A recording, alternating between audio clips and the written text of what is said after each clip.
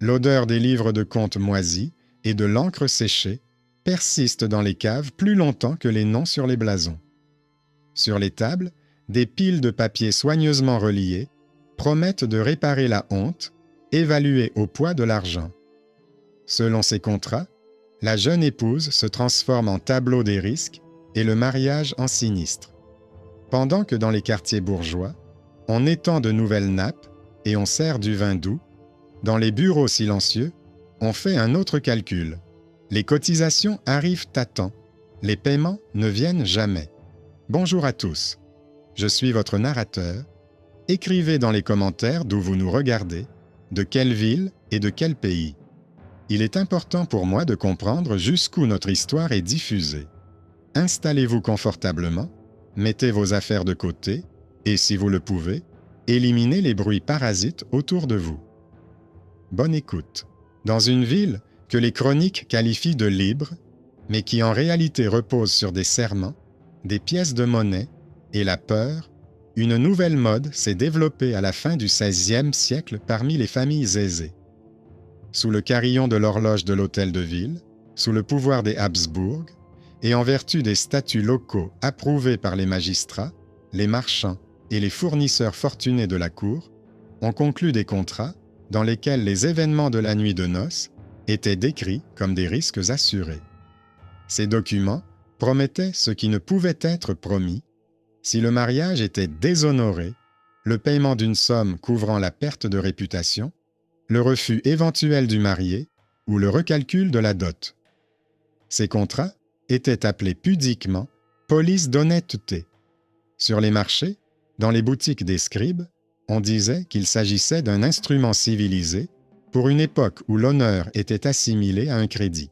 Dans les livres des notaires se trouvaient des feuilles portant les cachets des grandes maisons de commerce. À côté, des boîtes soignées contenant du cachet à sec où étaient conservées les conditions stipulées. Ne pas divulguer, ne pas présenter le document sans le consentement du fiancé, confirmer l'événement par des experts. Les experts étaient des personnes qui n'avaient ni formation médicale au sens universitaire du terme, ni mandat ecclésiastique pour mener l'enquête, mais qui avaient des lettres de recommandation d'un courtier.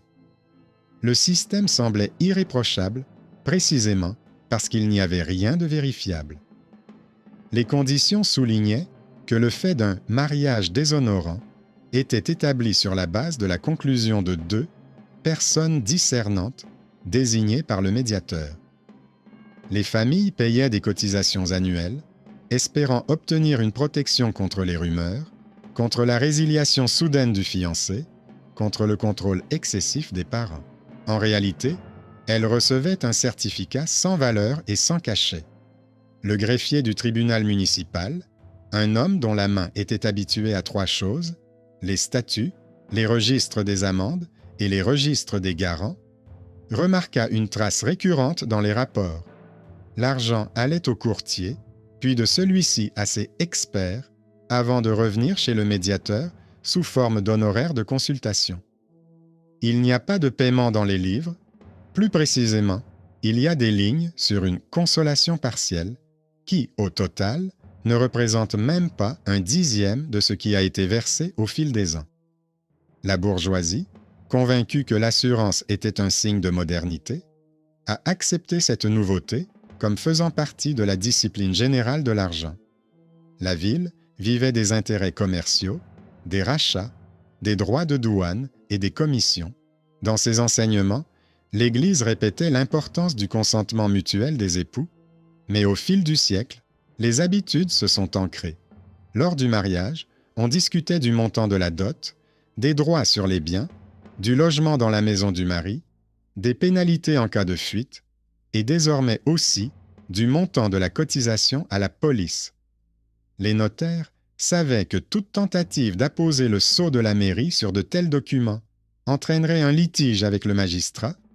La charte de la ville ne reconnaissait pas l'assurance d'événements ne pouvant faire l'objet d'une vérification objective. Le courtier le comprenait et contournait les statuts. Il n'essayait pas de donner à la police le statut de document public. Il vendait un contrat privé assurant aux familles par l'intermédiaire de médiateurs que cela suffisait. Dans les bains publics, où les statuts de la Guilde des bains publics autorisaient les conversations sur la santé et les affaires familiales, le mot « protection » revenait souvent. Le paradoxe était que la protection se mesurait en pièces de monnaie et non en garantie d'une procédure équitable. L'enquête a commencé par une bagatelle.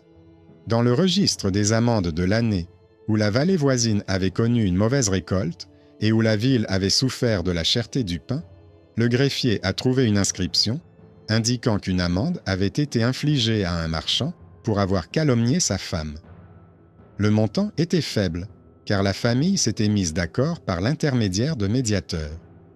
La note indiquait « La demande de remboursement par contrat privé n'a pas été satisfaite ». Cette expression a été répétée plusieurs fois au cours des années suivantes. Il n'y avait aucune mention de paiement intégral.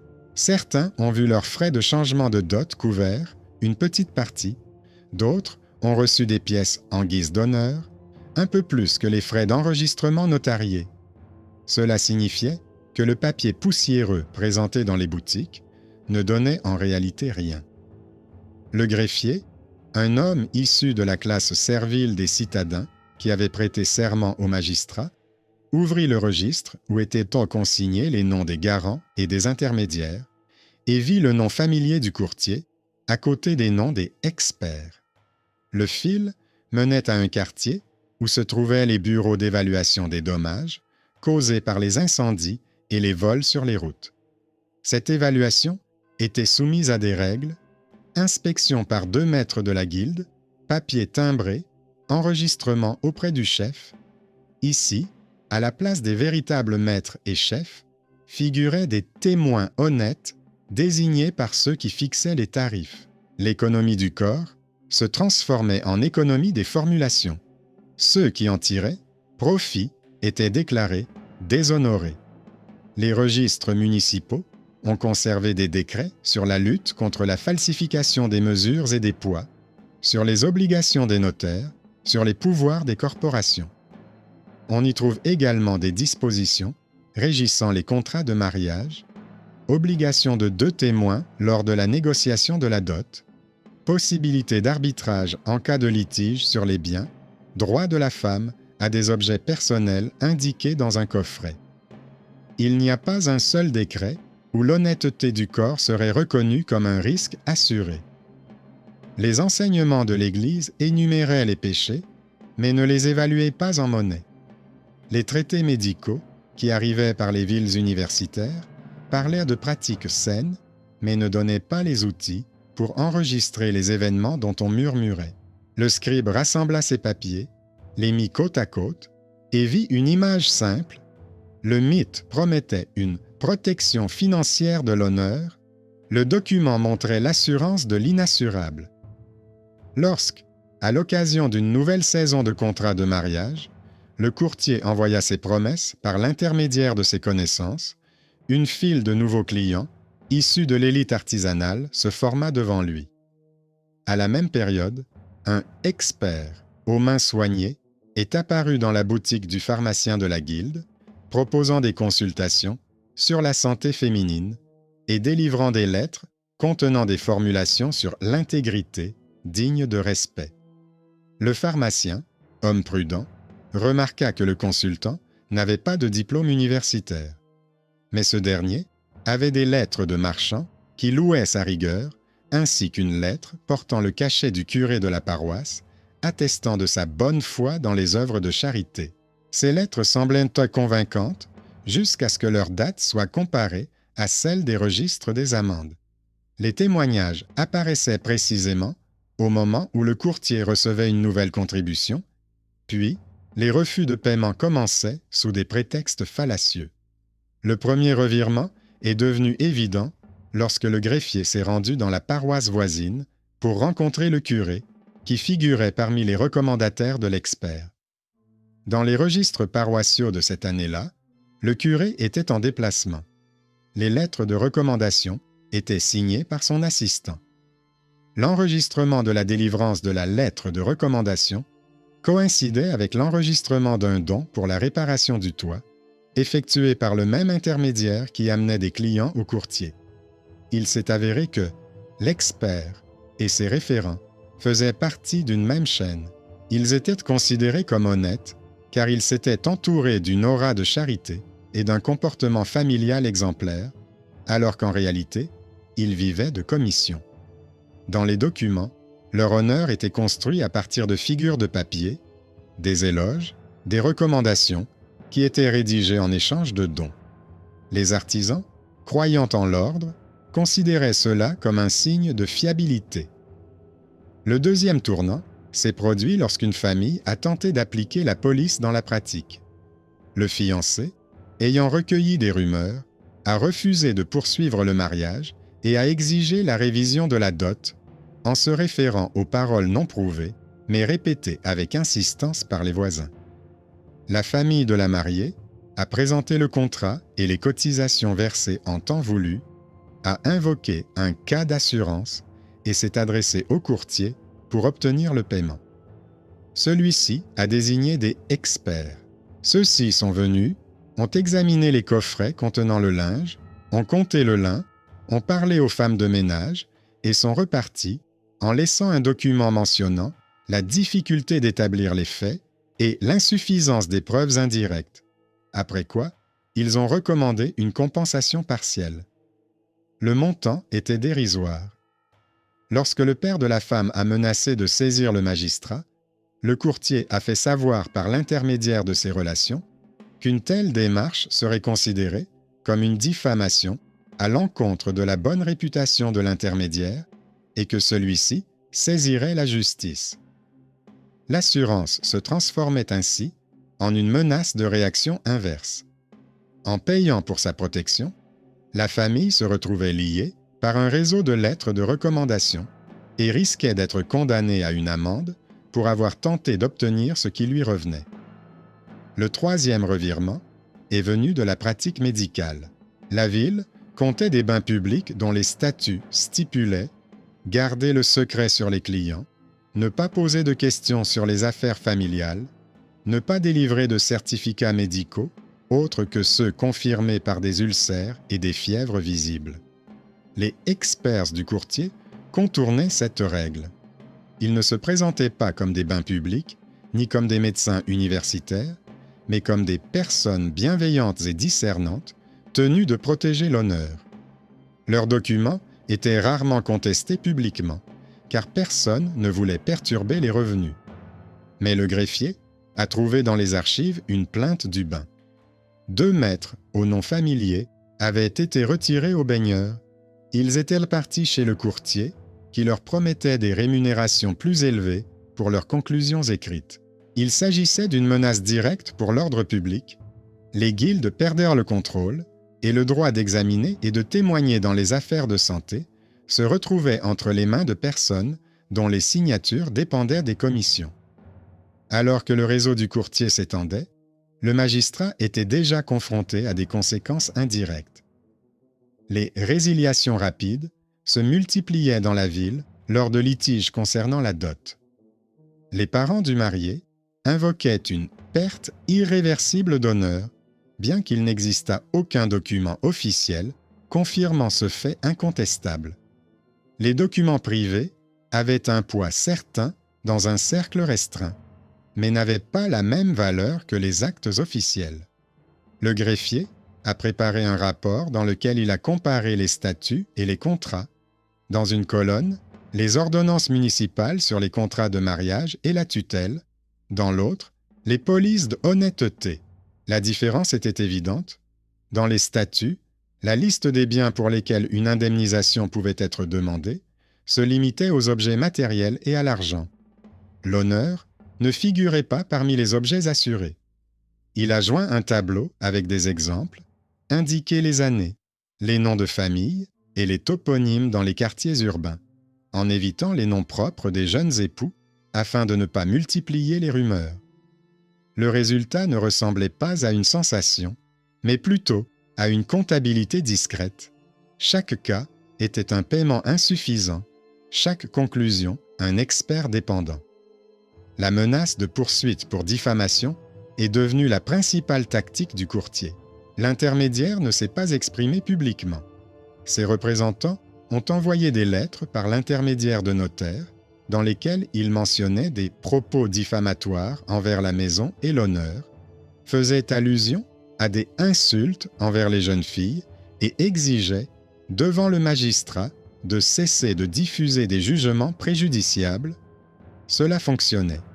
Les artisans n'étaient pas habitués à intenter des procès contre des personnes louées dans les paroisses. Mais le magistrat n'avait pas le luxe de se taire. Si les lois sur les poids et mesures protègent l'acheteur contre la fraude, pourquoi ne pas protéger les familles contre les promesses fictives? Le greffier n'a pas présenté d'accusation, mais une liste de questions de procédure. Les copies de ces notes clarifient la logique. Quel document confirme le sinistre? Quelle autorité publique reconnaît l'événement s'il n'est pas vérifiable par nature? Quel statut de guilde donne le pouvoir aux personnes qui signent les conclusions? Au bas de chaque note figurent des lignes avec les statuts. La guilde des bains publics ne donne pas. La guilde des médecins exige un diplôme universitaire. La guilde des notaires interdit de rédiger des contrats basés sur des conditions impossibles à vérifier. Le mythe cédait la place au papier dans chaque case du tableau. En parallèle, il a rassemblé des chiffres économiques, tous écrits en toutes lettres, comme l'exigeait la procédure. En 5 ans, pas moins de 2000 pièces de monnaie provenant de cotisations cumulées sont passées entre les mains de l'intermédiaire. Pendant la même période, selon des sources indépendantes, des consolations d'un montant ne dépassant pas 200 ont été accordées. Les paiements complets sont au nombre de 0. Seuls les cas documentés ont été pris en compte dans le calcul, car les règlements verbaux sont exclus par définition. Ces chiffres ont mis fin à la discussion. Ceux qui croyaient en la noble mission de la police ont dû reconnaître qu'elle était un instrument permettant de transformer les cotisations en commissions. Lorsque l'inspecteur des autorités centrales est revenu en ville, apportant avec lui des nouvelles concernant de nouvelles taxes sur le sel et de nouvelles instructions pour les tribunaux municipaux, le magistrat a saisi l'occasion. En discutant du dernier décret de l'empereur sur la procédure d'enregistrement des contrats, les juges ont comparé les pratiques locales et les exigences générales. La décision fut pragmatique et radicale. Interdire toute police privée dont l'événement ne pouvait être validé par les autorités municipales ou les maîtres de guilde. Invalider les contrats dans lesquels des personnes sans titre statutaire approprié agissaient en tant qu'experts. Ordonner aux notaires de ne pas enregistrer ni conserver de tels documents. Obliger l'intermédiaire à rembourser les cotisations pour les années où il n'y a pas eu de sinistre légalement reconnu. Cette décision n'a pas été une victoire morale, mais une opération administrative. Les cachets des courtiers ont été confisqués, les livres ont été vérifiés et une partie de l'argent a été remboursée. L'histoire ne s'est pas terminée par une seule décision. Les familles qui avaient perdu une partie de leur dot à cause des résiliations rapides se sont présentées devant le magistrat pour demander que le préjudice soit pris en compte. Le tribunal ne pouvait pas accorder de compensation sur la base de rumeurs, mais il pouvait restituer les cotisations illégalement retenues. La maison de courtage a qualifié cela d'atteinte à la liberté commerciale. En réponse, le greffier a remis au juge des copies des statuts sur les affaires de lettres de change qui stipulent que le libre-échange n'est possible que si l'objet de la transaction est clair. L'honneur, selon leur définition, n'est pas un objet de commerce. Cette thèse a été consacrée par quelques mots laconiques dans la décision, et dans ce langage, elle est devenue compréhensible pour tout commerçant. Malgré toute la sécheresse du papier, on y percevait la douleur humaine. Les jeunes filles, qui devenaient épouses dans un contexte d'économie du corps bouleversé, se voyaient privées non seulement du droit à la protection, mais aussi de la possibilité de s'exprimer sans craindre d'être accusés de diffamation. Les hommes, qui souhaitaient préserver l'honneur de leur famille, se voyaient privés de leur argent et de la certitude qu'une loi compréhensible était en vigueur dans la ville. Tous se voyaient privés de leur temps. Les enseignements de l'Église, qui à cette époque comptaient les péchés, ne fixaient pas de tarifs monétaires. Les traités médicaux, qui décrivaient les maux féminins selon les saisons, ne fournissaient pas les outils nécessaires pour confirmer les événements privés. Le courtier comblait le vide entre la peur et le droit. Mais le vide ne devenait pas un droit simplement parce qu'on y apposait un sceau. Le greffier a laissé une note sans morale dans son carnet. Elle décrit comment, dans une ville où l'on sait calculer les profits et les pertes, on a inventé des contrats qui assurent non pas ce qui peut être mesuré, mais ce qui peut être imposé. La même main, habituée aux formulations, y a ajouté que le magistrat avait remboursé les cotisations et interdit les polices où l'événement dépendait de l'avis des experts intermédiaires. Il n'y a pas de nom, seulement des années, des actes, des statuts. Des lignes sèches qui inquiètent, car elles ne décrivent pas une méchanceté fortuite, mais une institution de contrôle bien établie. Dans cette institution, le corps devenait la pierre angulaire du crédit, et le crédit, la porte d'entrée d'une maison où des étrangers prenaient les décisions. C'est ainsi que s'est refermé le magasin des promesses, rédigé sur du parchemin avec de beaux titres. Mais la ville n'a pas oublié. Trop de mariages ont dû payer une protection qui s'est avérée être une corde autour des poignets. À la fin du document, 2 colonnes sont cousues, mythe et document. Dans la première, on trouve l'expression « protection financière de l'honneur », dans la seconde, la résolution du magistrat sur l'assurance de l'inassurable. Entre les colonnes se trouve toute la différence entre les vérandas des maisons, où l'on discute à voix basse des rumeurs, et les marches en pierre de la mairie, où l'on compte les lignes et où l'on appose les cachets. Et si cette histoire nous enseigne quelque chose, ce n'est pas dans les paroles des prédicateurs, ni dans le brouhaha des marchés, mais dans le simple geste de la main du greffier qui a classé les papiers dans le bon ordre et montré que derrière la vitrine de la modernité se cache parfois une vieille dette de confiance. Ensuite, il fallait traiter non pas avec de belles paroles, mais avec des protocoles où chaque ligne était comme une cicatrice. Dans les registres municipaux, on peut suivre comment le médiateur a tenté de s'implanter dans les institutions habituelles. Il apportait des dons pour la réparation de la chapelle, payait les bougies pour l'autel, finançait la garde pendant les foires d'automne. C'est ainsi qu'il s'est créé une apparence de fiabilité. Mais les mêmes registres des amendes montraient le contraire. Augmentation des petits litiges d'honneur, exacerbation des disputes au sujet de la dot, augmentation du nombre de frais d'intermédiaire pour règlement à l'amiable. Dans les boutiques, on parlait de calme et de prévisibilité, mais dans les registres, on trouvait de plus en plus souvent des mentions de maisons au bord du scandale, où chaque mot coûtait cher. Le greffier ne se livrait pas à des considérations morales, il se contentait de classer les feuilles les unes après les autres et voyait la nouveauté se transformer en système. Un détail désagréable a été découvert lorsque le magistrat a ordonné de vérifier les cachets sur les lettres de recommandation des experts. La ville était régie par des règles strictes. Les statuts de la Guilde des bains publics, les règles relatives aux certificats médicaux, les pouvoirs des notaires étaient clairement définis. Les cachets des paroisses et des confréries devaient être enregistrés dans un registre séparé.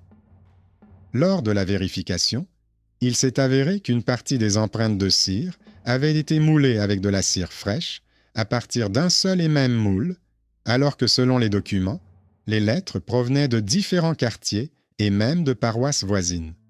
Ce qui était considéré comme un large cercle de confiance s'est avéré être l'œuvre d'une seule personne. Le greffier a noté cette contradiction, et l'intermédiaire, par l'intermédiaire de ses mandataires, a commencé à persuader les anciens de ne pas rendre l'affaire publique en leur rappelant les dons. En réponse, le doyen des bains publics de la Guilde, un homme peu conciliant mais intransigeant, a brandi ses propres registres. Les 2 maîtres qui s'étaient rendus chez les experts n'avaient le droit d'examiner que les bains publics et uniquement pour des raisons de santé, confirmées par des signes évidents de maladie. Leur signature sous les événements d'honneur contredisait les statuts de la Guilde. Le réseau d'experts craquait aux coutures là où il aurait dû paraître irréprochable. La situation est devenue encore plus inquiétante. Dans les archives de la mairie, on a découvert un projet de contrat dans lequel un intermédiaire proposait à la maison de commerce de réassurer les risques d'honneur auprès d'un tiers dans une ville voisine. Le document n'avait pas encore reçu le cachet, mais il y avait des annotations au crayon dans les marges, calcul des commissions, part pour l'apport de clients, pourcentage pour la vérification secrète. Si l'on en croit les comptes, la famille payait une cotisation une fois par an, l'intermédiaire prenait sa part immédiatement, les experts recevaient des honoraires à chaque intervention et le réassureur ne payait rien par définition, car il ne reconnaissait pas l'événement sur le plan juridique. Le système était conçu de telle sorte que l'argent montait les échelons et ne redescendait que sous forme de bougies caritatives et de petits « consolations ». Lorsque le greffier a comparé ses calculs à une série de refus, il en est ressorti un tableau précis de la dépendance. Plus la famille essayait d'obtenir le paiement, plus les menaces de poursuite pour diffamation se multipliaient, et plus le risque pour la famille elle-même était important, non pas financier, mais en termes de réputation. L'opposition à la police se transformait en attaque contre le bien-être. Le malheur dans cette histoire avait une forme matérielle. Des coffres contenant la dot, répertoriés avec une liste de tissus, de vaisselle et de linge, les clés conservées par la jeune fille devenue épouse, les parts réparties sur les revenus de la boutique. Tout cela devait être pris en compte et faire l'objet d'un litige devant les tribunaux. Ce qui n'était pas pris en compte, c'était ce que le courtier avait transformé en marchandise. L'idée qu'un événement qui ne pouvait être vérifié publiquement pouvait faire l'objet d'une compensation financière. Dans les villes de l'Empire, on savait comment s'assurer contre les incendies. Les entrepôts des marchands brûlaient réellement. Les voisins le voyaient, mesuraient les traces, évaluaient les pertes en termes de volume et de poids. On savait comment s'assurer contre les vols sur les routes. Une caravane arrivait sans une partie de ses ballots. Cela était constaté par des témoins. La garde et le tribunal intervenaient. Mais ici, l'intermédiaire transposait la logique des incendies dans un domaine où il était impossible d'apporter au tribunal une poutre carbonisée ou un ballot déchiré. Le greffier l'a noté sèchement. Événement non valide, et à côté, police inadmissible. À cette époque, un deuxième expert était déjà bien connu dans la ville, un homme qui, les années précédentes, avait été greffier dans le bureau d'un usurier et savait comment établir des calendriers de paiement. Il n'avait aucun lien avec la guilde des bains publics, ni avec la pratique médicale, mais se distinguait par sa vivacité d'esprit et la précision de ses formulations. C'est lui qui a introduit dans le langage courant des expressions telles que « intégrité digne de respect »,« signes indirects de déshonneur », preuve incomplète de l'événement, qui permettait de refuser presque systématiquement les demandes. Ces lettres étaient ornées des marques de confiance des grandes maisons. Ces maisons étaient admirées pour leurs riches caravanes et le financement des remparts de la ville. Il semble que leur soutien soit en soi une preuve. Mais le registre du magistrat suivait une autre logique. La confiance dans le capital ne transforme pas une opinion privée en fondement juridique. Les familles, fatiguées des menaces et des humiliations, ont commencé à apporter leurs coffres remplis de papiers à la mairie. Parmi ces papiers, on a trouvé plusieurs reçus étranges. Les fiancés s'engageaient à contenir les rumeurs diffamatoires en échange d'une réduction de la dot, et le médiateur se portait garant du silence mutuel. C'était un nouveau rebondissement. La police vendue comme une protection fonctionnait en réalité comme un mécanisme de rachat du silence. Dans une affaire, j'ai pu voir comment le père de la femme, un homme consciencieux et croyant en l'ordre, avait rassemblé 3 témoignages d'experts payé des commissions pour chacun d'entre eux et n'avait finalement obtenu qu'un document attestant de l'existence de divergences et une recommandation de passer à un règlement à l'amiable. L'argent a été dépensé en commission, le silence a été acheté, la sécurité juridique fait défaut. Dans le livre des dépenses de la famille, tenu par une gouvernante méticuleuse, des lignes ont été ajoutées concernant les économies réalisées sur le bois de chauffage pour l'hiver en raison de ces paiements. Les chiffres secs se sont transformés en froid dans la maison. Lorsque la pression a atteint son paroxysme, le magistrat a porté l'affaire devant les tribunaux. Il a ordonné d'interroger les responsables de la guilde sur la légalité de délivrer des certificats en dehors de leur statut. La guilde des bains publics a répondu en se référant aux règles, confidentialité des clients, absence de droit de délivrer des certificats ne concernant pas des maladies manifestes.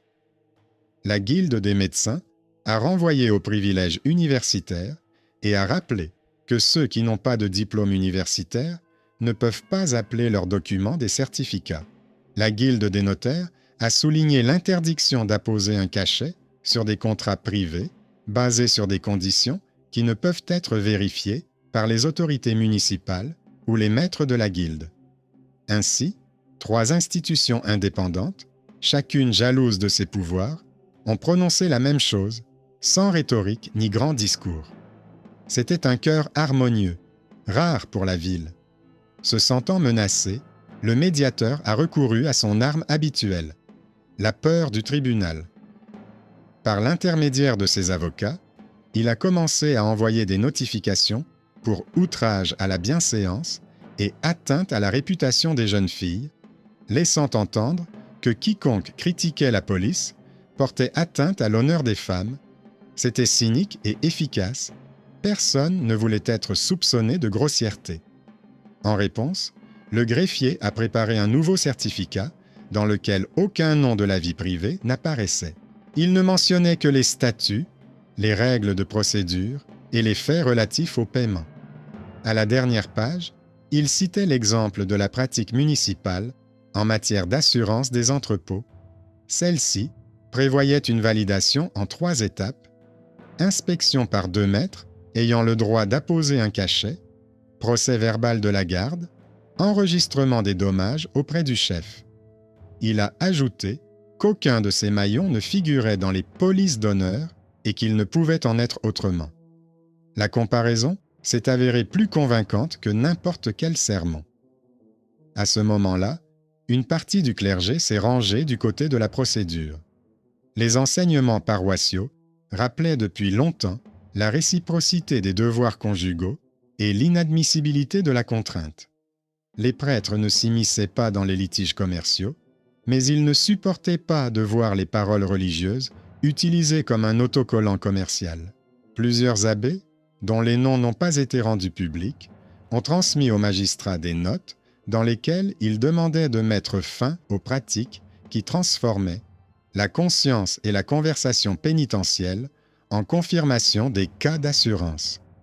Ces notes ont constitué le 3e tournant.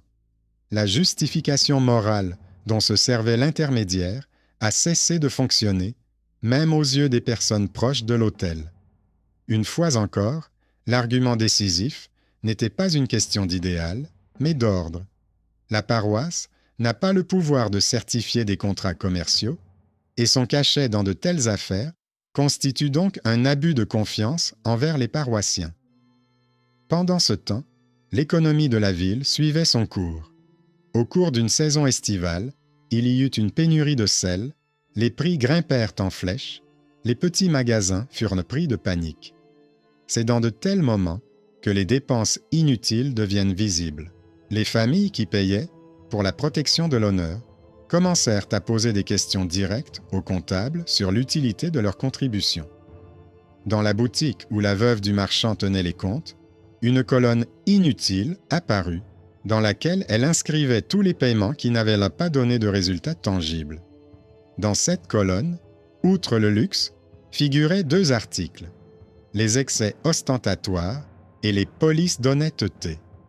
La veuve ne lisait pas de traité et n'aimait pas les grands mots, elle comptait simplement l'argent en prévision des soucis de l'hiver. Lorsque plusieurs veuves se sont retrouvées dans la même situation, le magistrat a obtenu ce qui manque à toute réforme, une demande sociale pour une règle claire. La décision prise semblait sèche et même formelle, mais c'était là tout son sens.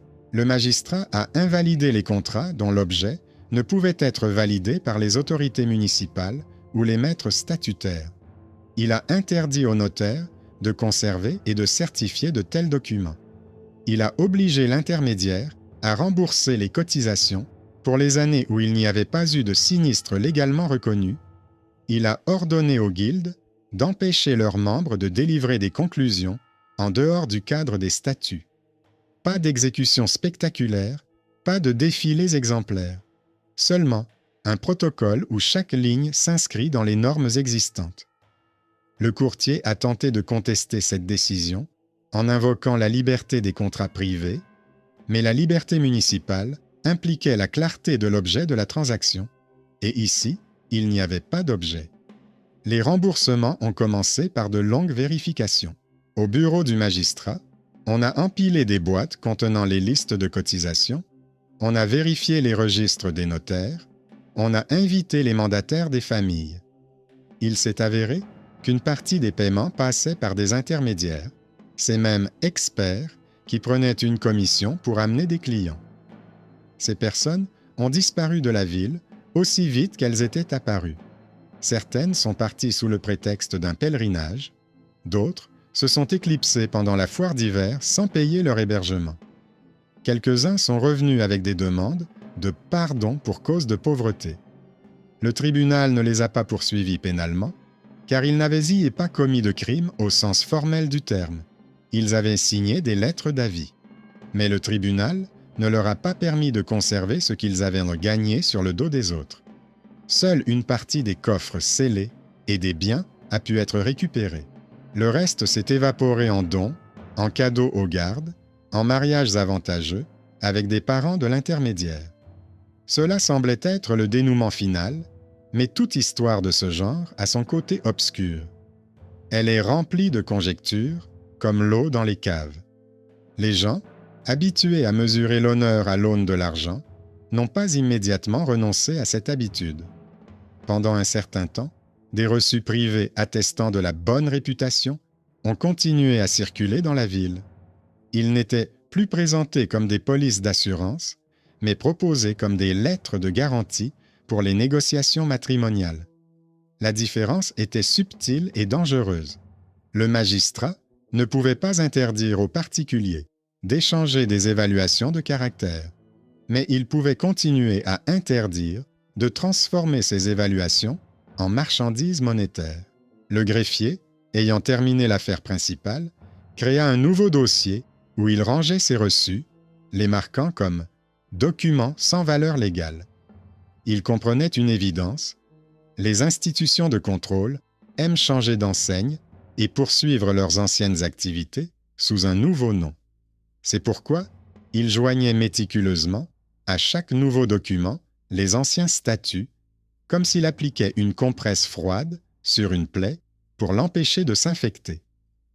La même année, lorsque la ville a remboursé une partie des cotisations et cessé de délivrer de faux rapports d'expertise, l'hospice géré par le tuteur municipal a constaté une conséquence inattendue.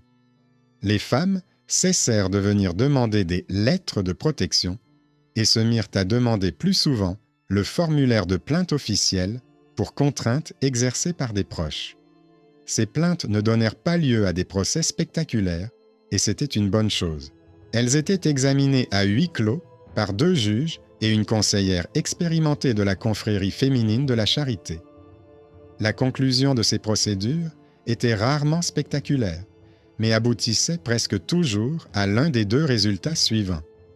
Soit les proches recevaient l'ordre de ne pas exercer de pression sous peine d'amende, soit les familles convenaient d'un nouvel ordre de propriété et de résidence qui supprimait tout motif de chantage. Ainsi, le remplacement d'une police fictive par une procédure réelle cessait d'être une abstraction et devenait une protection concrète.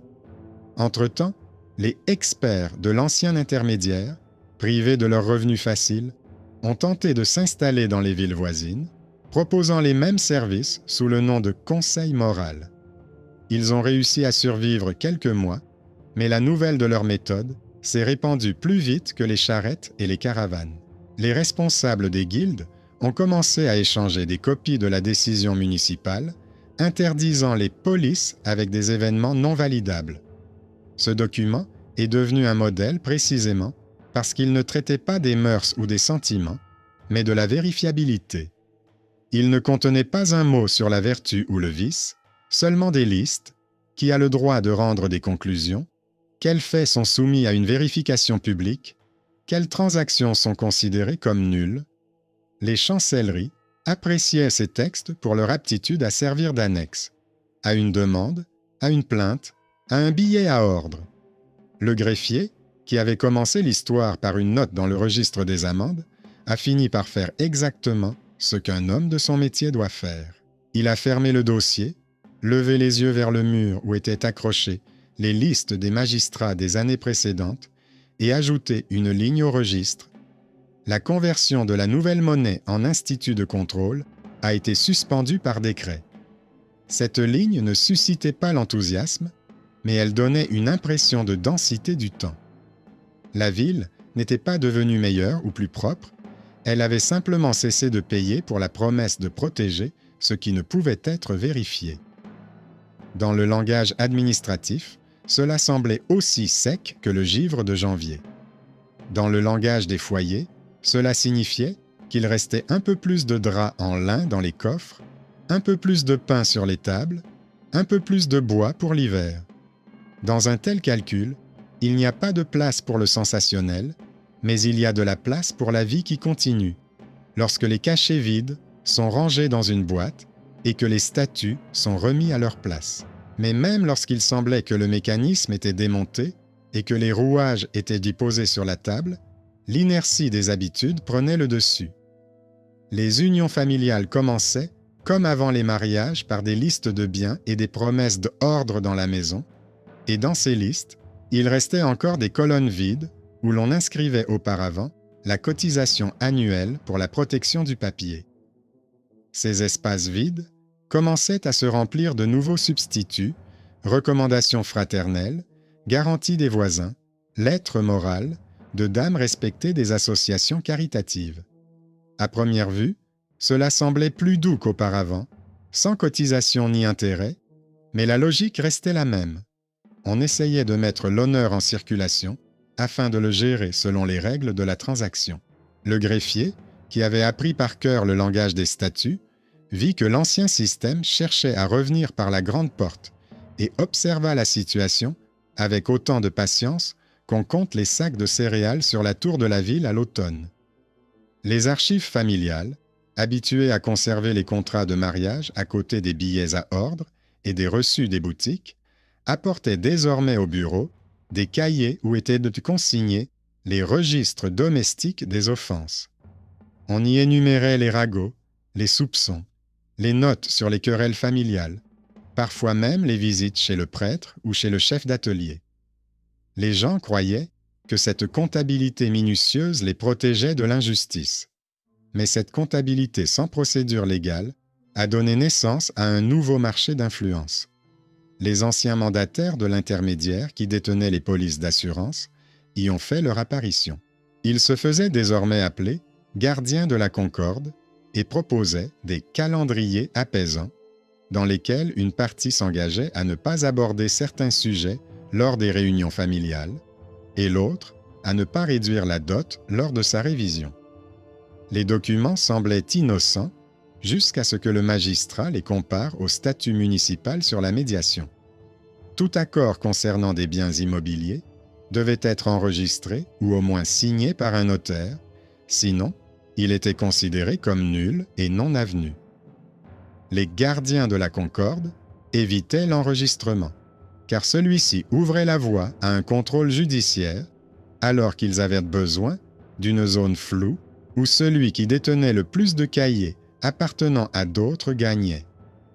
C'est ainsi qu'est apparue une nouvelle forme de contrôle, non pas une police, mais une lettre tampon qui ne reposait pas sur une norme, mais sur l'habitude du chantage administratif. Dans une ville où chaque métier a son propre équipement, les instruments juridiques étaient également soumis à vérification.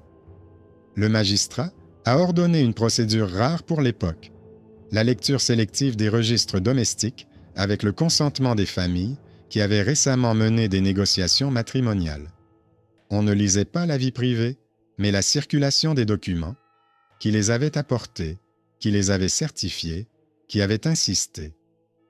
La lecture a révélé une carte d'influence semblable à un schéma des écoulements après une averse estivale. Les documents convergeaient vers les mêmes mains qui détenaient auparavant le réseau d'experts. Au lieu de conclusions rémunérées, on obtenait des recommandations amicales, gratuites. Au lieu d'une cotisation annuelle, on s'engageait à ne pas faire de bruit. La justice résidait dans le fait que ces recommandataires ne pouvaient plus percevoir d'argent en vertu du contrat.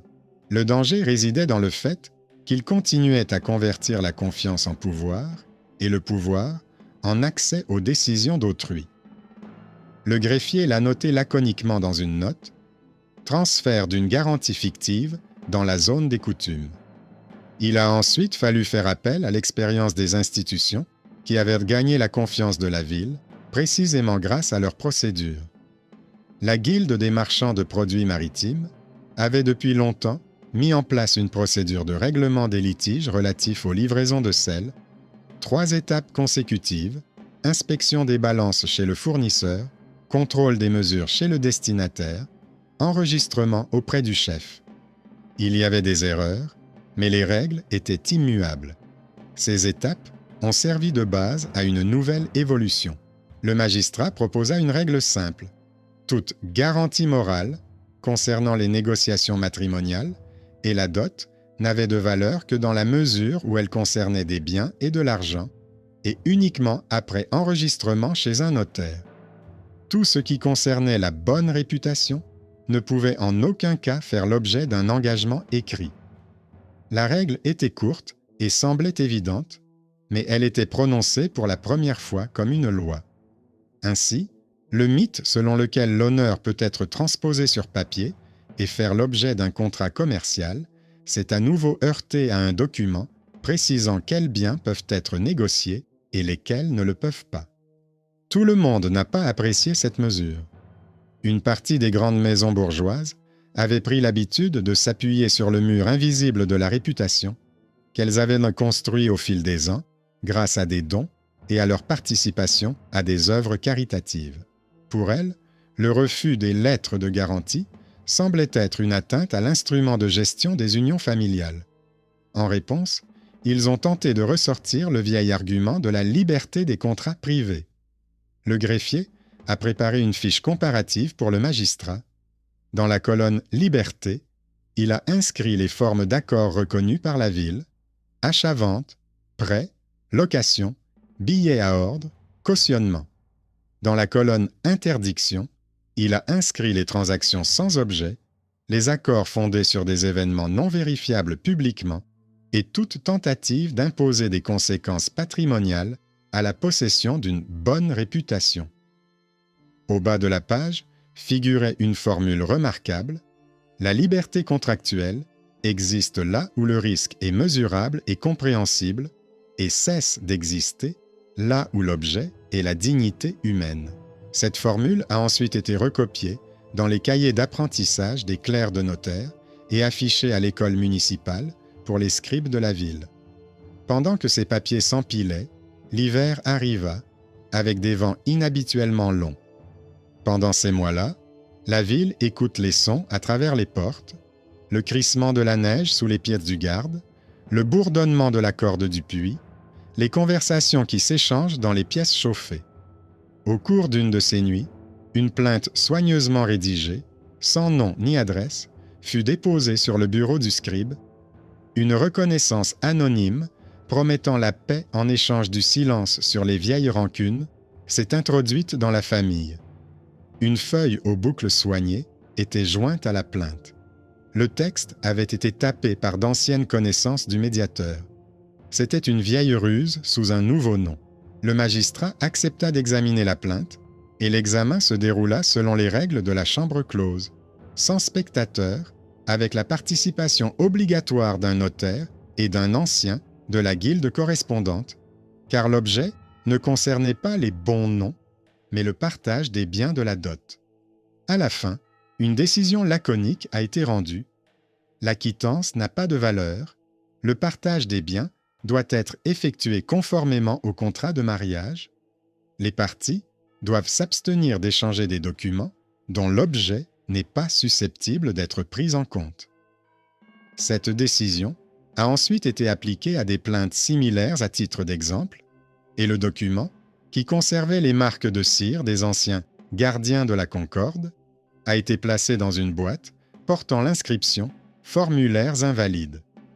Pendant ce temps, à l'hospice municipal, où l'on venait non pas pour parler, mais pour obtenir de l'aide, de nouvelles questions ont commencé à se poser. Les femmes qui se mariaient sans police d'assurance ne demandaient pas de lettre d'honneur, mais comment inscrire dans le contrat de mariage les biens qui resteraient leur propriété personnelle en toutes circonstances. L'hospice, qui n'avait le droit de donner des conseils que dans le cadre de ses activités caritatives, les orientait vers des notaires. Les notaires, formés aux dernières réglementations, incluaient volontiers dans les contrats des registres détaillés, des boîtes à bijoux, des vêtements, des outils de couture, voire des livres, s'ils constituaient une bibliothèque personnelle. Cela semblait insignifiant, mais ce sont précisément ces détails qui se sont avérés plus solides que n'importe quelle lettre de garantie. Un objet inscrit dans le registre restait à celui qui l'avait apporté dans la maison. Une boîte à aiguilles offrait finalement une meilleure protection qu'une déclaration de paix dans la famille. C'est là l'aspect économique de cette nouvelle pratique. Au lieu d'une assurance fictive pour l'inassurable, on assistait à l'apparition d'un inventaire détaillé de ce qui devait être pris en compte, contesté et protégé. Dans les villes voisines, cette innovation a été accueillie de différentes manières. Certaines se sont limitées à une recommandation verbale, d'autres ont demandé des copies des décisions. Le greffier aidait à envoyer les listes par courrier en y joignant de brefs extraits. La liste des formes interdites de assurance de l'honneur, un extrait du statut sur l'inadmissibilité des contrats hors des guildes, des modèles de clauses matrimoniales correctes concernant les biens personnels. Ainsi, le document est devenu une coutume, et cette coutume a commencé à freiner les tentatives de restitution de la police ou de ses substituts. Entre-temps, l'ancien intermédiaire, ayant perdu sa principale source de revenus, tentait de trouver sa place dans d'autres activités. Il proposait ses services d'intermédiaire dans des litiges interminables où l'on se disputait le transport à travers des zones marécageuses. Il essayait de prendre une part dans la production de savon sous le couvert de fournisseur de cendres. Mais une réputation bâtie sur des commissions de confiance supporte mal les objets solides. Il devait faire du commerce avec prudence, cacher son passé, et pourtant, son nom apparaissait parfois dans les registres des anciens, dans des affaires qui exigèrent de la ruse, mais pas le sceau de la guilde. Parallèlement, il y avait aussi ce qui ne pouvait être mesuré en poids de timbre, mais pouvait être noté dans un cahier d'école. Quelques années après l'interdiction des polices, le nombre d'affaires de diffamation envers les femmes a diminué, et là où elles se produisaient, les tribunaux infligeaient plus souvent des amendes pour tentative de pression par le biais de l'opinion publique plutôt que pour atteinte à l'honneur. La répartition du temps à la mairie a changé. Au lieu d'interminables réunions sur des affaires sans substance, on a vu davantage d'analyses de litiges matériels où le tribunal pouvait rendre son verdict en poids, en longueur et en pièces de monnaie. Les gardes se sont moins souvent laissés distraire par des raids moraux dans les maisons de la bourgeoisie et se sont davantage rendus dans les entrepôts et les marchés. En d'autres termes, la ville a commencé à dépenser son énergie là où son utilisation donnait des résultats, et non là où la force était remplacée par l'apparence. Et pourtant, dans les coins les plus reculés de la tradition, il y a toujours des gens prêts à accrocher une vieille enseigne à un nouveau crochet. Au cours d'un automne, un scribe errant est apparu sur la place du marché, proposant des lettres pour apaiser les proches. Il ne parlait pas d'honneur, il écrivait sur les bonnes mœurs et le respect mutuel. Ces textes n'avaient aucune valeur juridique, mais ils étaient agréables à lire. Une foule se rassemblait facilement autour de ces feuilles, surtout lorsque la ville accueillait de nombreux visiteurs et que chacun cherchait un signe rapide de fiabilité. Le magistrat ne se lança pas dans une chasse aux mots, car cela aurait conduit à un revirement, là où une légère pression suffisait. Il afficha une brève annonce à l'entrée de la mairie. La ville ne reconnaît la validité que des documents dans lesquels l'objet de la transaction peut être comptabilisé, mesuré et vérifié. Les lettres relatives à la personnalité des individus ne constituent pas un fondement pour les transactions immobilières. Ainsi, le document a de nouveau devancé le mythe, non pas par un cri, mais par une affiche sur la porte qu'il fallait de toute façon franchir. Entre-temps, la maison du greffier s'était remplie de dossiers gris. L'un contenait des certificats de remboursement de cotisations, un autre des extraits de contrats de mariage avec des registres détaillés des faits personnels, et un troisième des copies de décisions d'invalidité, de reconnaissance morale. Il les parcourait le soir, comme un gardien inspecte la cour après une chute de neige, et savait que le plus important dans ces papiers n'était pas la force des mots, mais la répétition des actions. La répétition crée l'habitude crée la norme crée la protection. C'est une échelle ennuyeuse, mais c'est elle qui soutient le toit. Sur l'une des feuilles, il a fait une annotation qui ressemblait presque à une chronique. La conversion de la peur en comptabilité est terminée. Les tentatives de reconvertir la comptabilité en peur ont été réprimées par la norme. Cette annotation n'a été montrée à personne, mais l'air de la ville est devenu un peu plus chaud grâce à elle. Les années suivantes apportèrent de nouvelles épreuves. Les routes étaient tantôt couvertes de brigands, tantôt désertées à cause de la taxe sur le sel, tantôt animées par des caravanes transportant des tissus. Chaque bond en avant mettait à l'épreuve la solidité des règles récemment établies. Et à chaque fois, elles résistaient, car on apprenait à les expliquer simplement. Les notaires, en rédigeant les contrats de mariage, répétaient volontiers une formule concise.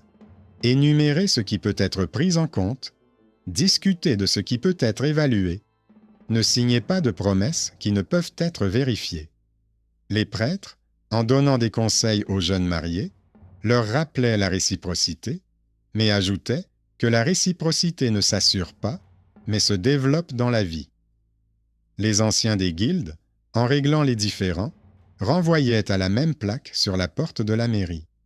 Ainsi, l'habitude des garanties vides de sens perdait de son importance et devenait un écho du passé. Mais qu'en était-il de ceux qui avaient déjà tout perdu? Certaines familles en gardèrent des séquelles, une dot réduite, des relations détériorées avec leurs proches, des dettes qu'il fallut rembourser pendant des années. Le magistrat ne pouvait pas réécrire le passé, mais il pouvait instaurer une modeste pratique de vérification tardive lorsque les cahiers contenant les registres domestiques étaient apportés au greffe et que les scribes aidaient à retranscrire une partie des inscriptions dans le langage du droit en vigueur.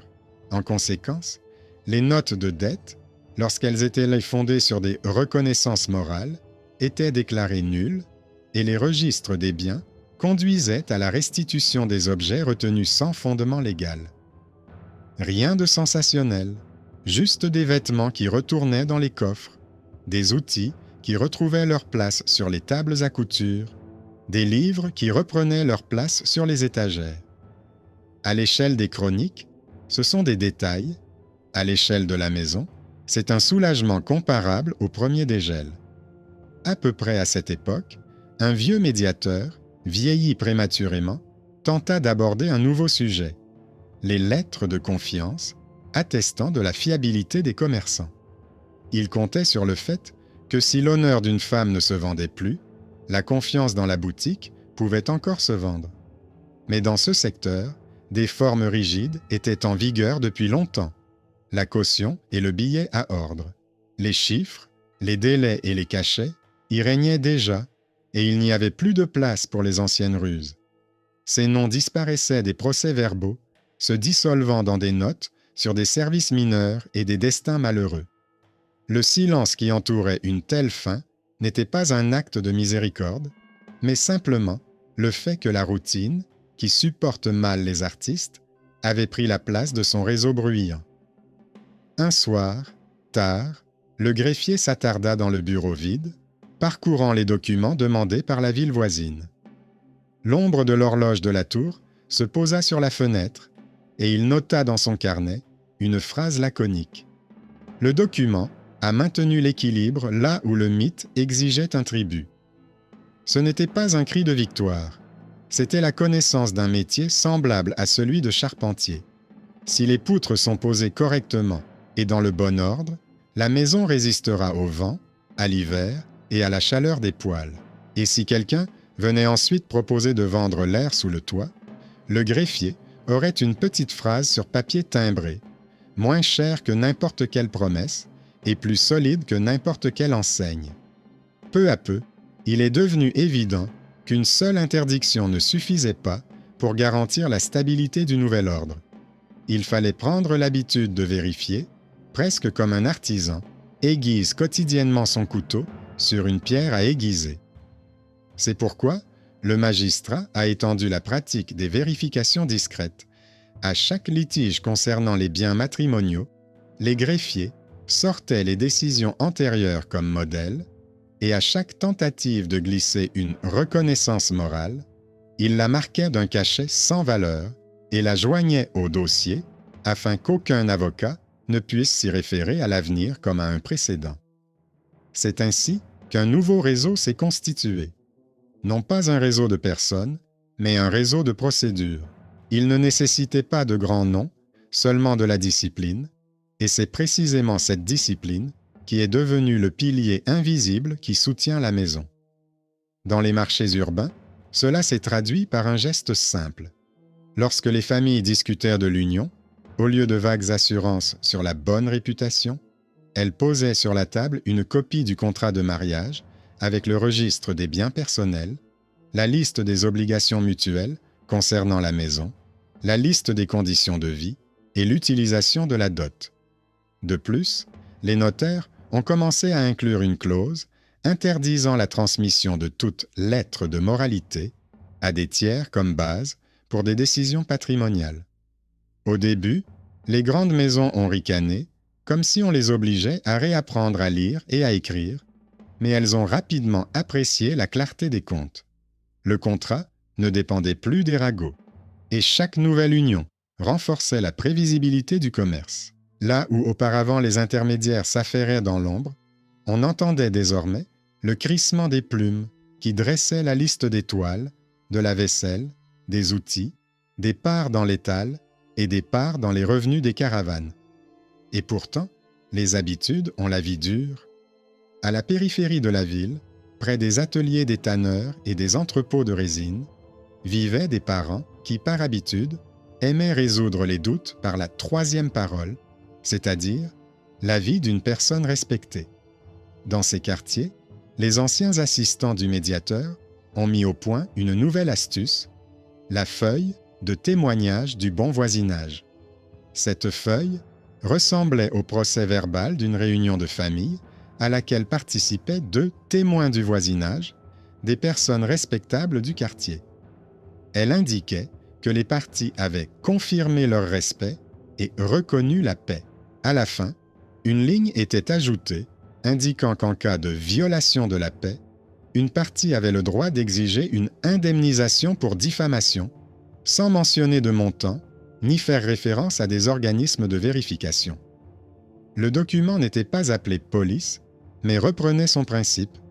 Il introduisait une conséquence financière dans un domaine qui n'était pas soumis à un contrôle public. Le greffier remarqua la répétition des formulations et ordonna un contrôle sélectif des signatures des témoins locaux. Il s'est avéré que dans la moitié des cas, il s'agissait des mêmes personnes qui avaient précédemment rédigé des conclusions à la demande du courtier, et dans l'autre moitié, de personnes qui leur étaient redevables pour leur service de paix antérieur. Ce fut le 4e tournant, une tentative de restauration de l'instrument par le biais de l'autorité communautaire. La réponse n'est pas venue sous la forme d'un coup de tonnerre, mais d'une sculpture sur le bord. Le magistrat a adopté un acte succinct. Tous les témoignages de l'environnement ne sont pris en compte que dans la mesure où ils décrivent des faits vérifiables matériellement, et toutes les menaces de dédommagement pour diffamation, sans lien avec des obligations matérielles, sont déclarées nulles et non avenues. L'acte était accompagné d'une instruction à l'intention des chefs de quartier. Une personne respectable n'est pas un poste, et par conséquent, toute signature sans autorisation de la guilde ou de la ville ne peut servir à puiser des pièces dans le coffre d'autrui.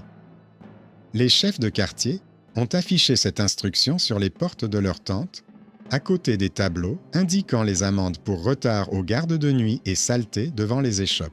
Le papier avait l'air banal, mais il était efficace là où les petites choses de la vie quotidienne se déroulaient, à l'entrée, bien en vue, à hauteur des yeux. À cette époque, l'école municipale des scribes, où l'on formait les futurs notaires et greffiers, a renouvelé son cours sur les formes des transactions. Une section sur les événements non valables a été ajoutée, où l'on expliquait à l'aide d'exemples pourquoi les incendies et les vols étaient assurables, mais pas le déshonneur du mariage. Pourquoi la caution pour une dette doit être prise en compte, mais pas la caution pour la moralité. Pourquoi les contrats de silence sont dépourvus d'objet et tombent à l'eau dès leur premier contact avec la table du juge. Les manuels étaient rédigés de manière aride, mais ils reflétaient des affaires récentes, sans nom, sans drame, uniquement de la logique. Les diplômés de cette école se sont ensuite installés dans les cabinets de notaires, dans les chancelleries municipales des villes voisines, dans les bureaux des chefs de guilde, et avec eux s'est répandue l'habitude de vérifier non pas les mots, mais les conditions de vérification. C'est ainsi que fut résolue la principale question cachée: comment faire en sorte que la mémoire ne dépende pas du charisme d'un seul greffier et d'un seul groupe de magistrats?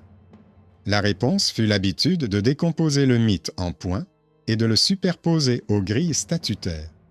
Une couche distincte était constituée par la restructuration des pratiques ecclésiastiques. Dans les enseignements paroissiaux, l'accent était de plus en plus mis sur la réciprocité des devoirs conjugaux et sur l'inadmissibilité de la contrainte, mais sans ingérence dans les questions patrimoniales.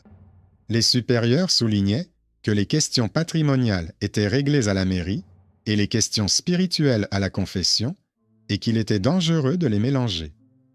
Certaines confréries de charité ont instauré une règle interne: ne pas délivrer de notes pouvant être interprétées comme un règlement de compte dans les affaires patrimoniales et renvoyer toute question relative au partage aux études notariales.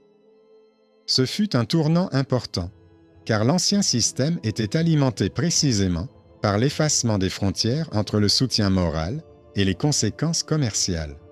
Désormais, la frontière devenait visible et surtout répétée dans des formulations identiques d'un quartier à l'autre.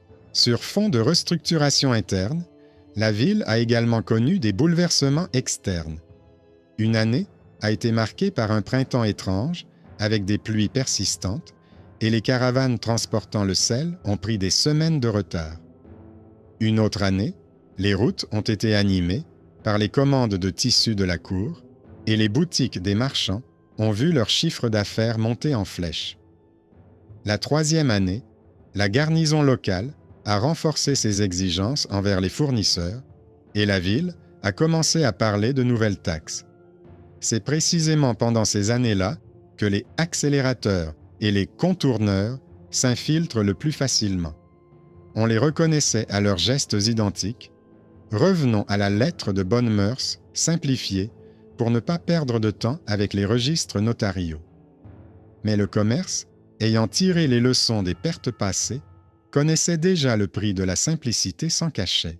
Les uns après les autres, les bureaux des marchands ont commencé à exiger de leurs maisons apparentées des clauses clairement formulées sur les biens personnels et des clauses contractuelles précises sur le droit de résidence et les parts de bénéfices. Cette discipline du marché a soutenu les nouvelles normes plus fortement que n'importe quel décret, car les comptes étaient réglés ou divergeaient immédiatement, sans intermédiaire consolateur. Entre-temps, le greffier reçut un dossier qui combinait presque tous les mécanismes découverts précédemment. Une famille du quartier des tanneurs avait conclu une alliance avec la maison des fournisseurs de sel. Les négociations étaient difficiles. Les tanneurs âgés insistaient sur la bonne réputation de la mariée, tandis que les fournisseurs exigeaient une liste des biens et des engagements clairs. Les anciens assistants du médiateur proposèrent une feuille de paix dans laquelle ils promettaient d'aplanir les différends en échange d'une reconnaissance mutuelle. La feuille a été insérée dans le contrat comme un encart non estampillé et comportait le risque de rendre l'effet monétaire invalide. Le notaire, qui avait par hasard étudié pendant 2 ans auprès du scribe en question, a refusé d'enregistrer l'encart et a écrit en gros dans la marge une formule simple: « L'objet n'existe pas, la vérification est impossible, la promesse est insignifiante. » Conformément à la règle municipale, le litige fut porté devant une chambre à huis clos. Là, les anciens du quartier, trop fiers pour négocier en présence de tiers, furent contraints de comparer les listes d'objets avec la feuille blanche de la paix. Ensuite, l'arithmétique a tout décidé. Les tanneurs avèrent des registres des pots, des outils, des parts dans l'atelier, les fournisseurs connaissaient les routes et les entrepôts, et la feuille de paix n'avait que du texte. La feuille a renforcé son absurdité par sa propre présence, et elle a été classée dans le dossier sans effet. L'union a été conclue sur la base des biens et des parts, et non sur la menace d'un rachat du silence. Le greffier a qualifié cette affaire de cas exemplaire sans ostentation. De temps en temps, des nouvelles de rupture arrivaient des villes voisines.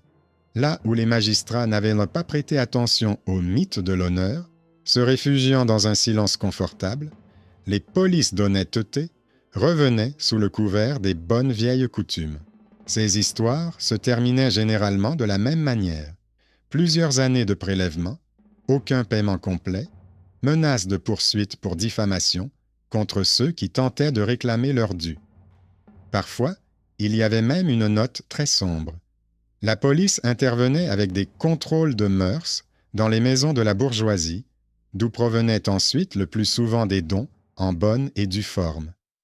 Notre ville, ayant tiré les leçons du passé, envoyait en réponse des copies de ces actes et de brèves recommandations, sans moralisme, mais uniquement des instructions pratiques, énumérer les objets vérifiables, interdire toute conséquence financière pour les événements non validés, séparer les instructions religieuses et les procédures patrimoniales, introduire chez les notaires des clauses standards concernant les effets personnels.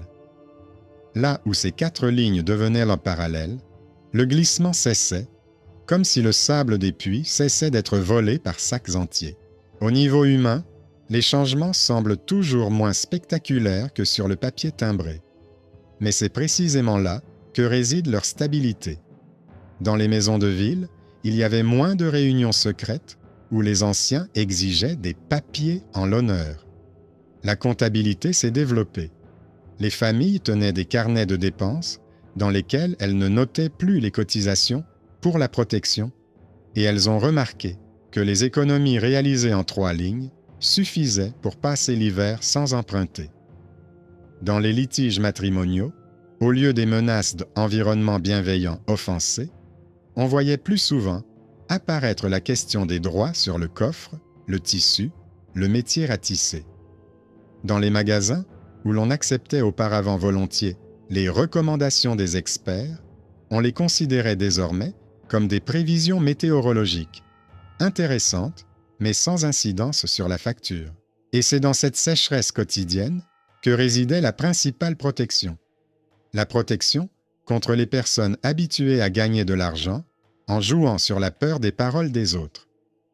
Le vieux médiateur qui tenait autrefois les rênes, a passé ces dernières années à essayer de se faufiler dans toutes les brèches.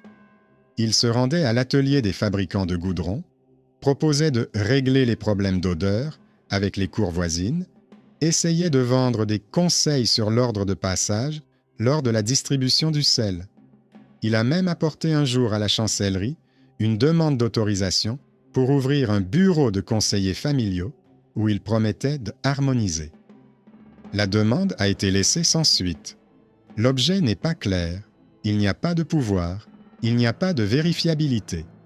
Il est parti tranquillement, comme partent les gens qui ont perdu le langage de leur métier. Dans d'autres chroniques, on parle de ces personnes avec malveillance ou pitié. Dans cette histoire, il n'y a ni l'un ni l'autre, seulement une étagère bien rangée, avec des dossiers où sa signature se répète comme une trace qui a permis de comprendre le mécanisme. Le souvenir de lui s'est dissous dans la phrase « commission de confiance » et cette formule est devenue bien plus effrayante que n'importe quelle condamnation personnelle, car elle désignait le système lui-même, non pas un vice personnel, mais le système. Parfois, il semblait que le résultat principal n'était pas du tout l'interdiction et les pièces rendues, mais l'apparition d'un langage commun pour parler des limites. Les gens ont appris à faire la différence entre l'étincelle d'une dispute sur des choses et l'ombre d'une influence étrangère, entre l'aide et le conseil, et la tentative de vendre de l'air sous le nom d'honneur.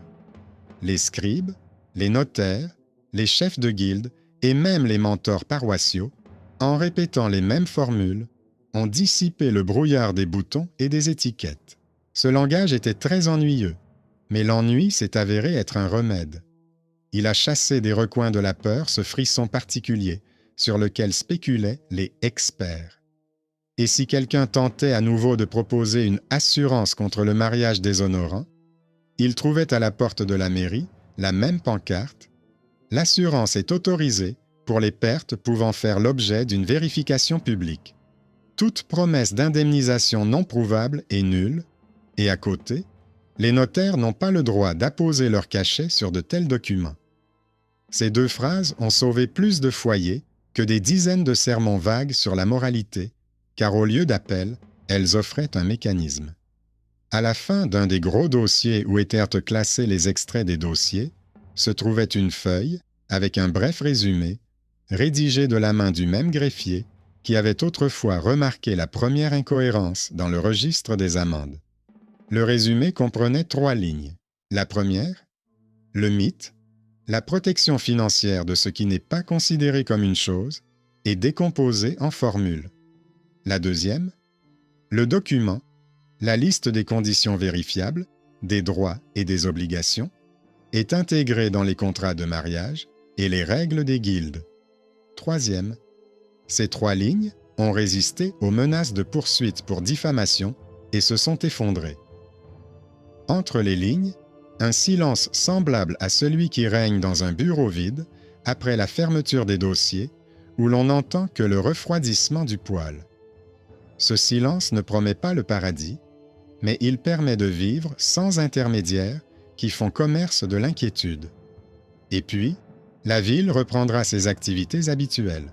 Le sel, les tissus, les tribunaux, la pesée des sacs, les transferts domestiques. Et si, dans quelques années, quelqu'un apporte à nouveau sur un parchemin la brillante affiche de la police d'honneur protectrice, on la placera à côté de la plaque sur la porte et on dira calmement, dans le langage du statut, « L'objet n'existe pas, la vérification est impossible, la promesse est insignifiante, les cotisations sont remboursables. » La mémoire de la ville n'absorbe pas la réforme lorsque l'on éteint la cire et que l'on range les décrets dans des tiroirs, mais lorsque l'on cesse de chercher des échappatoires dans les choses les plus banales. C'est ce qui s'est passé ici. L'habitude de vérifier qui signe, ce qui confirme l'objet du contrat, où vont ensuite les pièces, s'est implantée non seulement à la mairie, mais aussi dans les maisons, dans les cahiers de cuisine, dans les notes soignées des concierges, dans les instructions données aux apprentis notaires. C'est sur cette base qu'est apparu un nouveau niveau de protection, auxquels personne n'avait pensé auparavant. Les familles ont commencé à assurer non pas un mythe, mais les risques réels liés aux biens et au voyage, et ainsi, aussi étrange que cela puisse paraître, elles ont définitivement fermé la porte à la vente de l'honneur.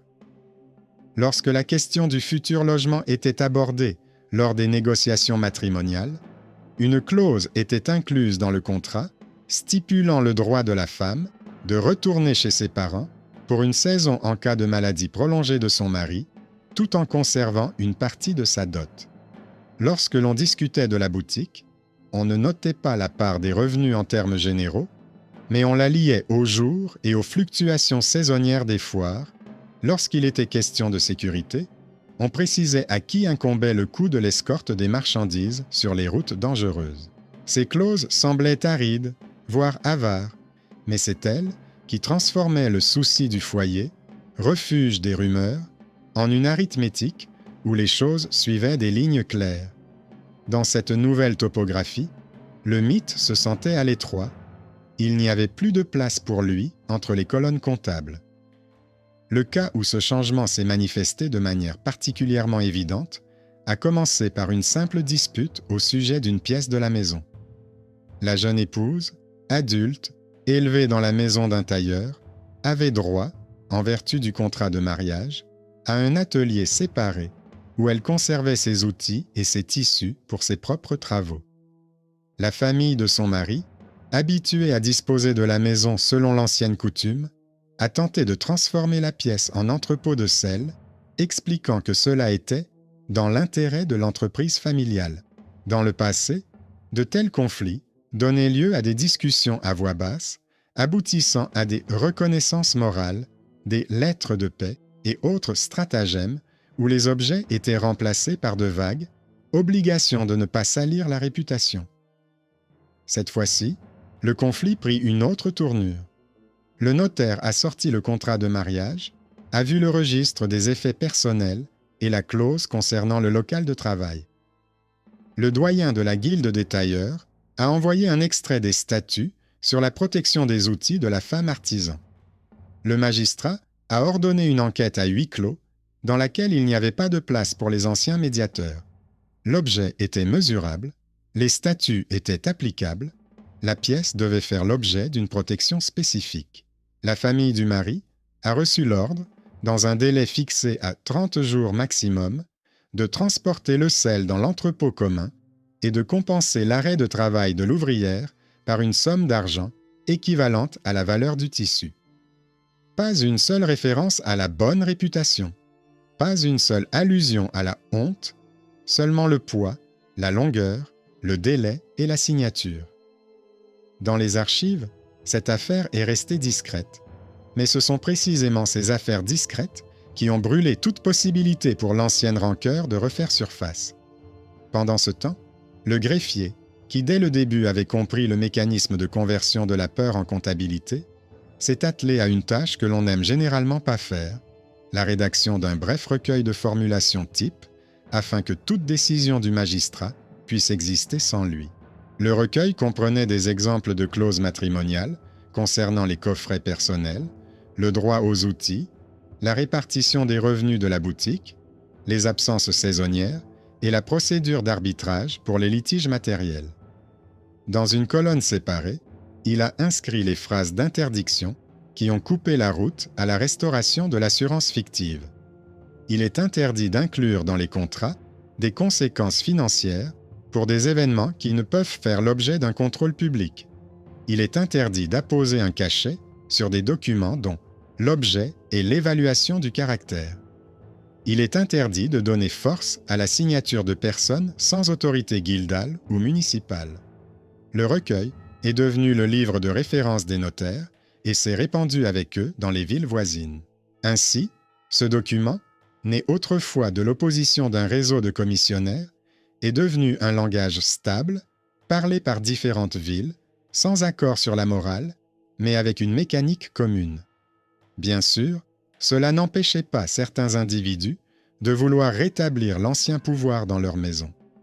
Dans un quartier, il y eut un retard dans la livraison de sel, et les anciens des maisons tentèrent de faire pression sur les jeunes en leur proposant des lettres de compromis de tranquillité qui n'étaient pas des polices au sens ancien du terme, mais promettaient une compensation financière en cas de propagation de rumeurs.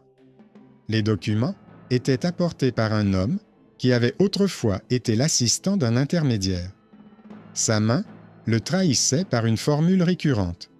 Il laissait toujours à la fin une large marge pour l'interprétation monétaire et choisissait la liste des témoins parmi des personnes qui lui étaient redevables. Ces lettres se heurtaient désormais à deux nouveaux obstacles. Le premier était le refus des notaires de toucher à de tels textes, même sous forme de copie, avec la mention obligatoire « sans objet ». Le second était la réaction du marché. Les maisons de commerce, ayant tiré les leçons des erreurs des années passées, cessèrent de reconnaître les assurances amicales comme éléments de négociation de la dot et exigèrent exclusivement des listes d'objets et de parts. Cela ressemblait à un front sans bataille.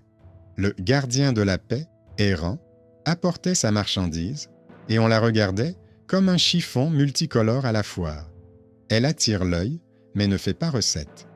Parallèlement, une correction importante, mais presque invisible, s'opérait dans la pratique ecclésiastique.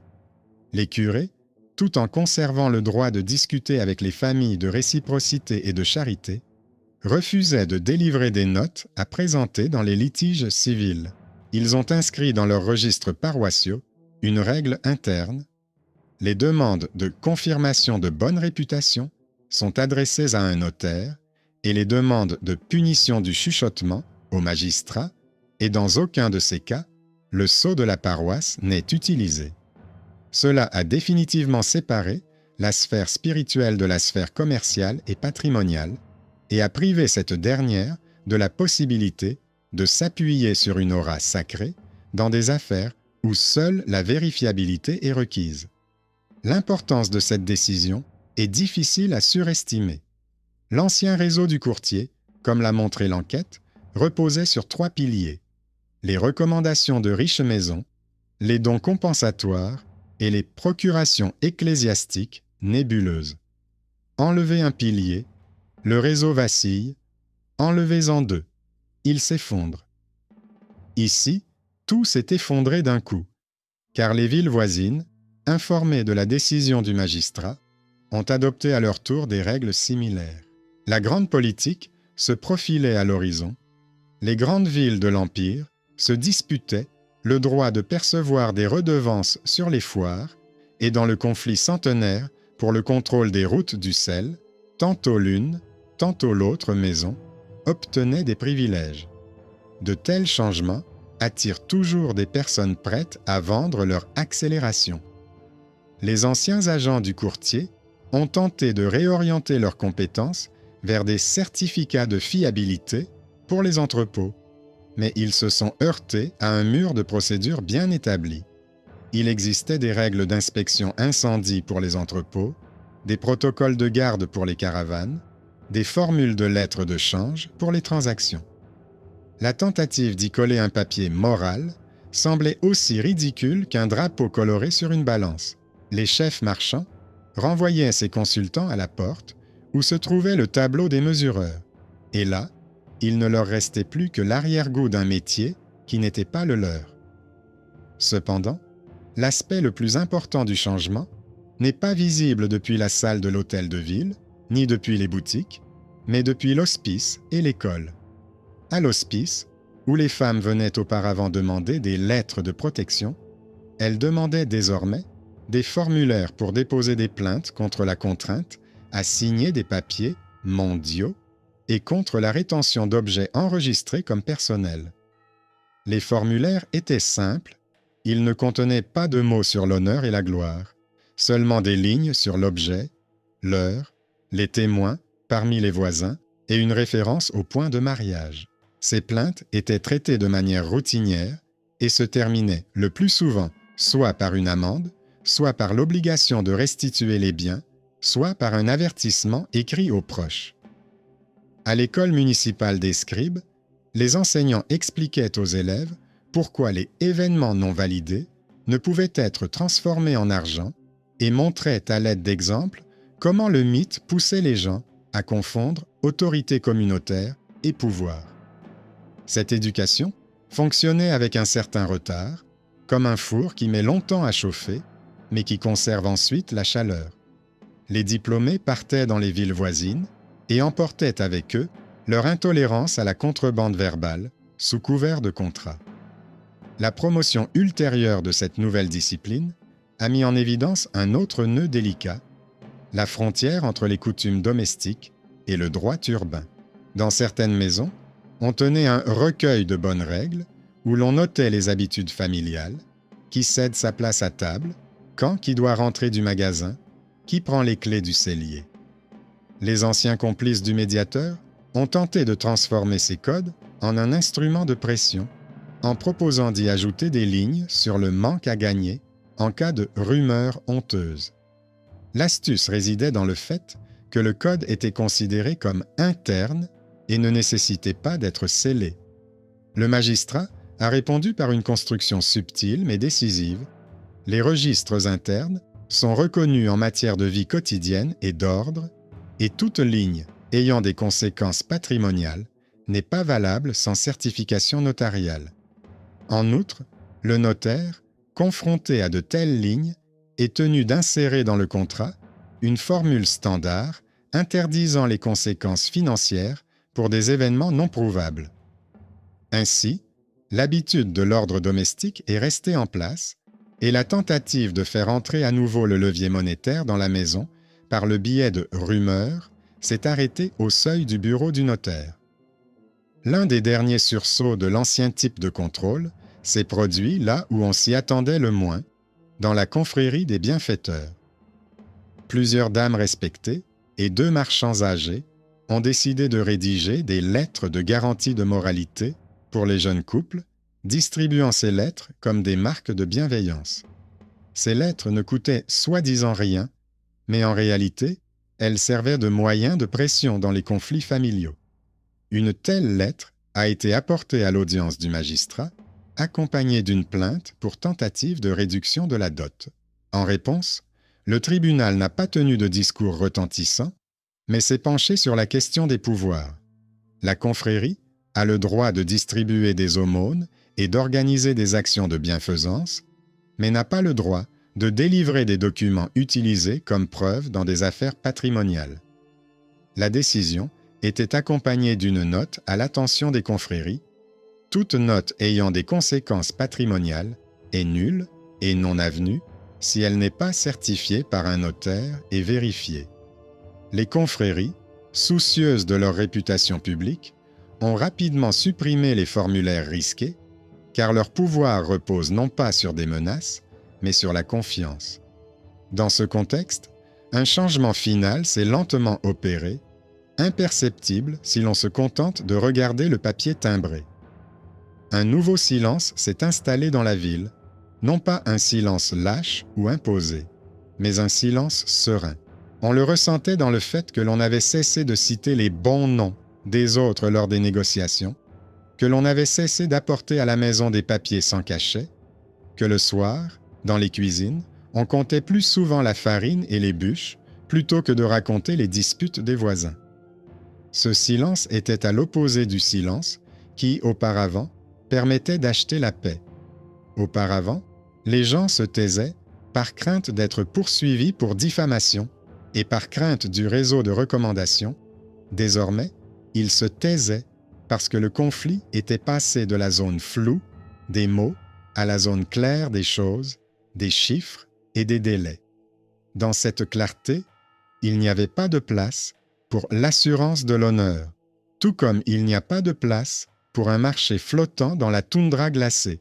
Il ne peut tout simplement pas y fonctionner. Et pourtant, pour que la chronique soit complète, il faut parler de ceux qui ont perdu et qui ne se sont pas calmés.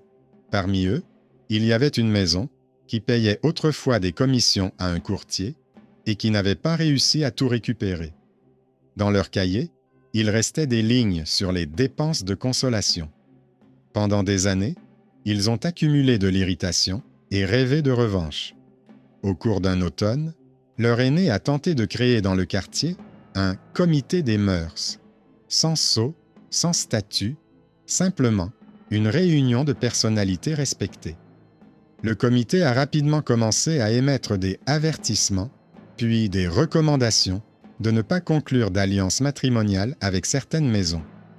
Cette fois-ci, la mairie n'a pas attendu que les avertissements se transforment en levier financier. Elle a rendu une décision qui résumait en une seule ligne l'expérience des dernières années. Toute lettre collective, influençant des décisions patrimoniales sans enregistrement municipal, est nulle et non avenue, et ses auteurs sont passibles d'une amende pour ingérence dans la conclusion de transactions. Le comité s'est dissous avant d'avoir pu se transformer en un nouveau réseau de commissionnaires. La police n'a arrêté personne, il n'y a pas eu de défilé exemplaire. Seul le langage est resté inchangé. Objet, vérification, autorité, enregistrement. Tel un seuil de pierre, il a brisé les vieilles habitudes jusqu'à ce que celles-ci, trébuchant, les abandonnent à l'extérieur. Sur la dernière page du dossier récapitulatif, le greffier a laissé une note pour ceux qui viendraient après lui. La note ne contenait ni nom ni date, seulement 3 paires de mots séparés par une fine ligne. D'un côté, il y avait mythe, protection financière de l'honneur, autorité communautaire, lettre de paix. De l'autre, document, assurance contre les pertes matérielles, autorité de la guilde, point matrimonial et registre. Entre les paires, il traça 2 fines flèches. L'une allait du mythe au document, avec la signature « Décomposition en éléments vérifiables ». L'autre allait du document à la coutume, avec la mention « Répétition jusqu'à l'habitude ». Ce dessin succinct expliquait mieux que n'importe quel récit le résultat. Les gens ne sont pas devenus plus sains, la ville n'est pas devenue plus propre, mais la pratique consistant à prendre de l'argent pour la peur des paroles d'autrui a disparu. Le résultat est né de décisions humaines. Lever les statuts, couper les papiers sans valeur, rembourser les cotisations, former les notaires et les scribes, séparer le spirituel du matériel, faire parler les objets plutôt que la fumée. C'est pourquoi la faim ne sent pas le cri de victoire, mais le fer chaud du four, l'encre et le pain. Là où auparavant on posait sur la table des papiers bigarrés promettant de protéger l'honneur, on trouve désormais une formule courte, presque ennuyeuse. Seul ce qui peut être pesé, compté et vérifié est assuré. Tout le reste est insignifiant et doit être restitué. Dans cette formule, on n'entend pas la morale, mais le tissu vivant de la vie qui, après avoir survécu au nœud serré du réseau de commission, s'est desserré et a recommencé à bouger, comme il sied à une ville régie par des statuts et des habitudes, et non par la peur et le rachat du silence.